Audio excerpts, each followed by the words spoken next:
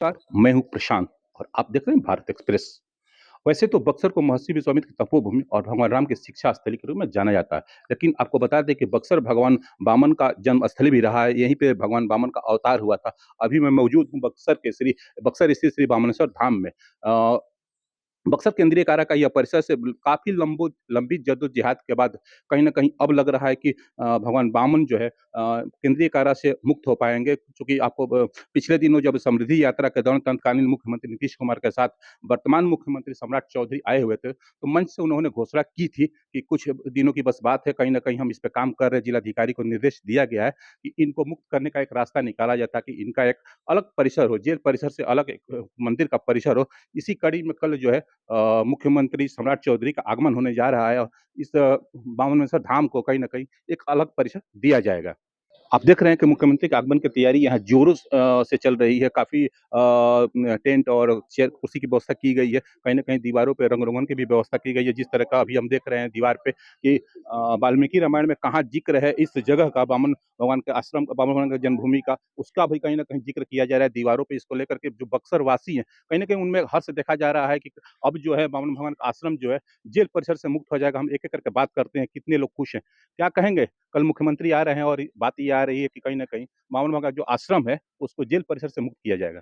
ये एक बहुत बड़ी माँग थी और ये बहुत प्रतीक्षित माँग थी और बक्सरवासी हम आज बहुत खुश हैं कि बावन भगवान का जो ये आश्रम है, ये मुक्त हो जाएँगे जेल परिषद से। क्या नाम है आपका? आशुतोष राय, पूर्व पार्षद। क्या कहेंगे? जी, हम ये कहना चाहेंगे कि भगवान वामन बहुत दिनों से कारा के अंतर्गत हैं और भगवान को तो वैसे कोई बाहर ला नहीं सकता है, लेकिन भगवान वामन चेतना मंच के बैनर तले हम लोग बहुत प्रयास किए और उसका आज परिणाम है कि मुख्यमंत्री जी का आगमन हो रहा है और उनके कर कमलों द्वारा कल भगवान वामन जेल परिसर से मुक्त हो जाएँगे। कितनी खुशी है बक्सर वासियों में? अब इसका वर्णन करना जो है, जैसे गोस्वामी तुलसीदास जी रामचरितमानस में कह रहे हैं कि हम इस चीज़ को वर्णित नहीं कर सकते हैं। उस तरह से इस बक्सरवासी के लोगों के लिए यह गर्व का विषय बना हुआ है। इसका वर्णन करने लायक अब नहीं है कि आज जो कल माननीय मुख्यमंत्री जी बक्सर आएँगे और आकर इस अद्भुत चीज़ का जो वो उद्घाटन करेंगे, पूजन करेंगे, ये अपने आप में एक बहुत बड़ा गर्व का चीज़ है और ये विश्व का चीज़ है कि जो भगवान वामन, भगवान विष्णु के जो प्रथम मानव अवतार से अवतरित हुए हैं, वो भगवान की जन्मस्थली एक अपने आप में बहुत बड़ी पहचान के रूप में उभरने वाली है कल से और वो विश्व पटल पर अपने आप में आ जाएगी। क्या नाम है आपका? मृत्युंजय तिवारी, राष्ट्रीय अध्यक्ष अ भगवान मावन चेतना मंच। अ, बक्सर में तो ऐसे लोग कहा जाता है कि ये महर्षि विश्वामित्र की तपोभूमि है, राम की शिक्षा भूमि है, लेकिन वामन अवतार के रूप में वामन भगवान का अवतार यहीं हुआ था। इसका कहीं न कहीं ज़िक्र जो है दबा हुआ था। कितना फ़ायदा मिलेगा इससे?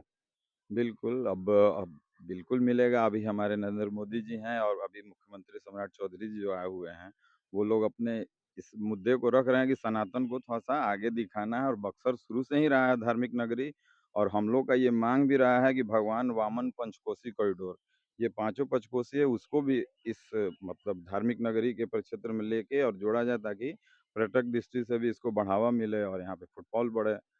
मुख्यमंत्री जी आ रहे हैं, भगवान वामन का ये प्रथम मानव अवतार है तो कुछ बक्सर का धराधाम माने प्रकट स्थली माना गया है ये शुरू से ही। बावन द्वादशी का मेला हम लोग सदियों से सुनते आ रहे हैं कि ये चला आ रहा है, कोई नया चीज़ तो है नहीं। मंदिर पहले से है, जेल तो फिर कभी बना होगा, ठीक है ब्रिटिश बनाया है, लेकिन भगवान तो बहुत पहले से हैं।